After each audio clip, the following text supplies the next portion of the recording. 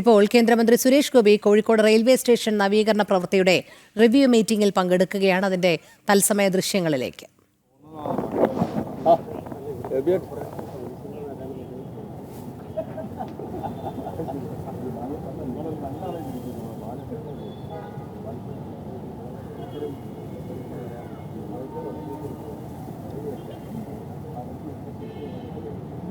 അനഘ പറയൂ.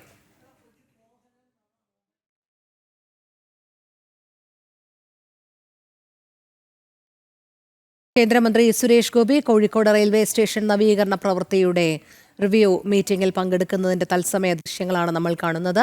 അനഘ ഹർഷൻ ചേരുന്നു. തത്സമയം അനഘ പറയൂ വിവരങ്ങൾ.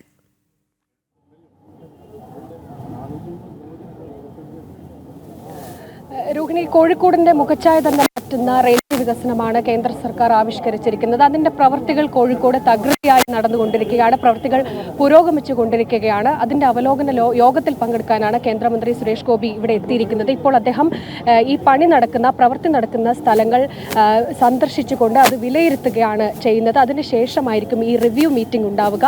അതിനുശേഷം മാധ്യമങ്ങളോട് ഈ റെയിൽവേ വികസനം ഏത് വഴിയിലെത്തി എന്ന കാര്യങ്ങളൊക്കെ തന്നെ സംസാരിക്കും.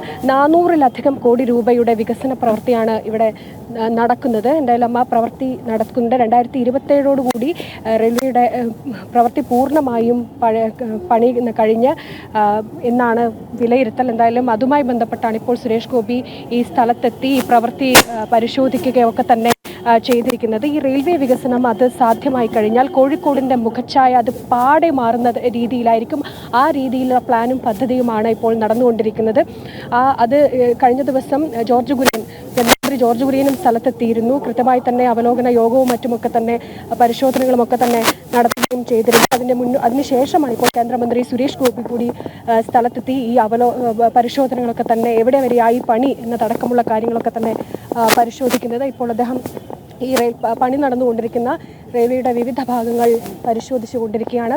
മറ്റൊന്ന് ഏറ്റവും പ്രധാനപ്പെട്ട കാര്യം, കഴിഞ്ഞ ദിവസം കേന്ദ്രമന്ത്രി ജോർജ് കുര്യൻ വ്യക്തമാക്കിയിരുന്നു. അതായത് ഈ 5 ഏക്കർ സ്ഥലം അത് IT ഹബിന് വേണ്ടി ഇവിടെ മാറ്റിവെച്ചിട്ടുണ്ട് എന്ന് പറഞ്ഞിരുന്നു. അങ്ങനെ IT ഹബിൻ്റെ പണി കൂടി വേഗത്തിലാക്കാനുള്ള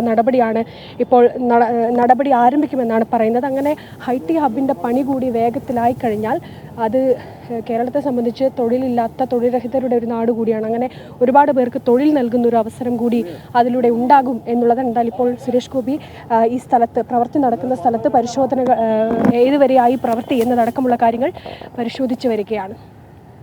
ശരി അനഘ. കേന്ദ്രമന്ത്രി സുരേഷ് ഗോപി കോഴിക്കോട് റെയിൽവേ സ്റ്റേഷൻ നവീകരണ പ്രവൃത്തിയുടെ റിവ്യൂ മീറ്റിംഗിൽ പങ്കെടുത്ത് കാര്യങ്ങൾ വിലയിരുത്തുന്നതിന്റെ തത്സമയ ദൃശ്യങ്ങളാണ് നമ്മൾ കണ്ടുകൊണ്ടിരിക്കുന്നത്.